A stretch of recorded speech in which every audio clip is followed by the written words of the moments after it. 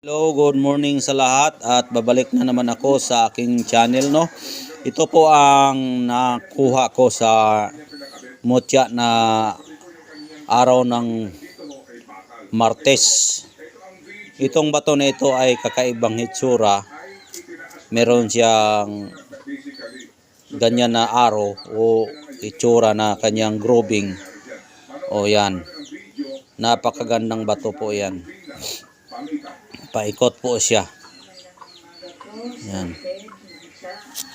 Kinuha ko ito dahil nga po ay napakagandang bato po siya. Kakaiba. At ayon po sa aking panaginip, itong bato nito ay mutya ito sa ipo-ipo. Ipo-ipong pusod. Ayan po ang ipo-ipong pusod. Dahil bago ko yan nakuha, napapanaginipan ko yan. Sabi ng aking gabay na ipakuha po yan sa puno ng malaking kahoy. At ang malaking kahoy po na aking pinagkukunan yan ay yung tinatawag na baliti o dalakit sa kung tawagin. Sa puno yan ng baliti na kukuha. Kaya yan po ang itsura niya na aking pagkakuha. Ito ay galing po ito sa puno ng baliti na malaking kahoy. At ayon sa aking panaginip, yan po ay gabay na ipo-ipo na pusod. Alam nyo ba kung bakit nakalagay yan doon sa puno ng malaking baliti? Dahil sa sobrang lakas yung hangin, sila ay makatama sa malaking puno at doon sila makorner at matrap ang hangin doon, kaya bumagsak po yung bato na kanyang kinakarga sa pagkaipo-ipo nila na mutya. Kaya sa sobrang lakas na para silang, kumbaga para silang pusit o tinatawag na, yun na nga, pusit. Yung kanyang hugis parang pusit na hangin. Nagbangga sila doon, na trap siya, nahuhulog ang mutya. Kaya yan po ang itsura. Ipo-ipo na pusit na pusod. Ayan, ang gamit po nito ay panipas ito, panipas. Hindi ka matablan ito hindi ka matamaan ng bala ayon sa mga matatanda. Dahil nga po yung espiritu mismo ng hangin, yan po ang tagapagliwas sa mga bala. At yung yung hangin din, yan po ang nagbibigay magproteksyon sa atin na hindi matamaan sa mga palipad hangin ng mga barang, daot, hilo at mangkukulam.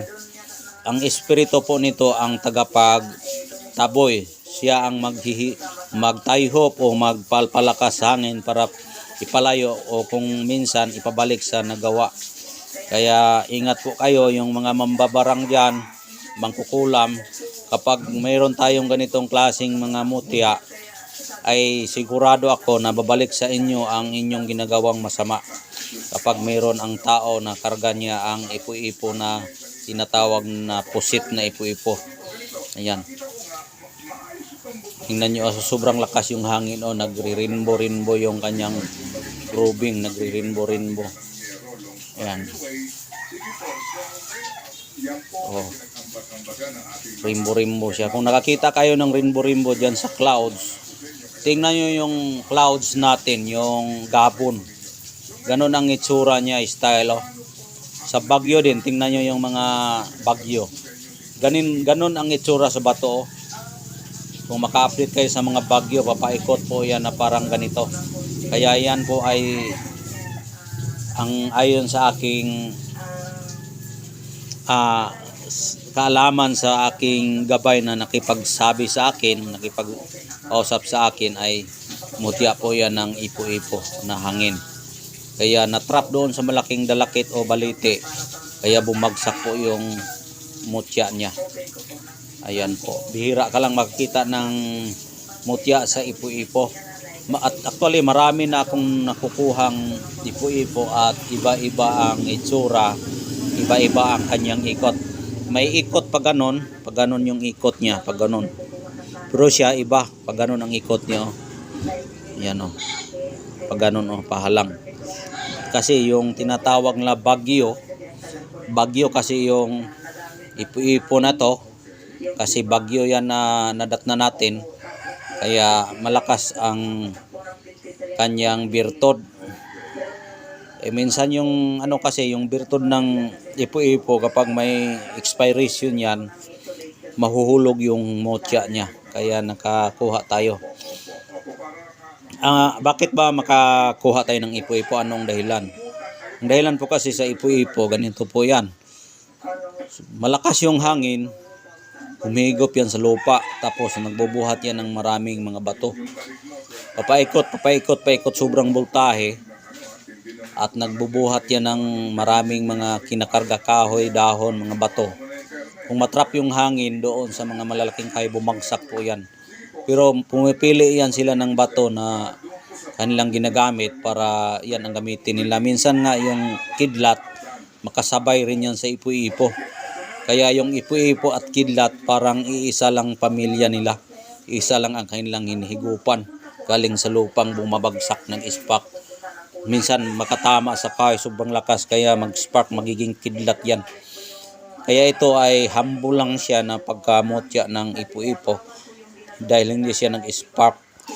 Nag-ikot lang siya, dandahan siyang umiikot at nagbubuhat, na-trap yung hangin, kaya bumagsak agad yung bato niya, kaya hindi siya nakapag-spark. Kaya ito po ang nakuha natin. At nalalaman ko yan dahil sa gabay natin na mga kaibigan nating mga hindi natin makikita. Ayan po ang ating mutya sa araw ngayon na ipapakita sa inyo. Sana po magustuhan ninyo ang aking mutya na aking ipapakita. At kung gusto niyo to, ulitin ko po, kung gusto niyo mag-order sa akin, ay meron tayong ibibigay sa inyong tip para hindi kayo ma-scam. Ang aking pangalan ay Glenn Pagasian sa Facebook. Ang aking profile ay ganun rin sa aking profile sa YouTube channel. At meron naman akong number nakalagay dyan. Pwede kayong tumawag, i-confirm niyo nga ako yan at makipag-video call kayo sa akin para malaman ninyo na ako po talaga yan. Saka na kayo magbayad para kayo ay bibigyan ng, para hindi kayo ma-scam, dahil nga maraming gumagamit sa aking channel. Kaya ingat po kayo kung gusto ninyong magkapagkuha ng ganito. Kaya hanggang dito na lang. Maraming salamat. God bless po yung lahat.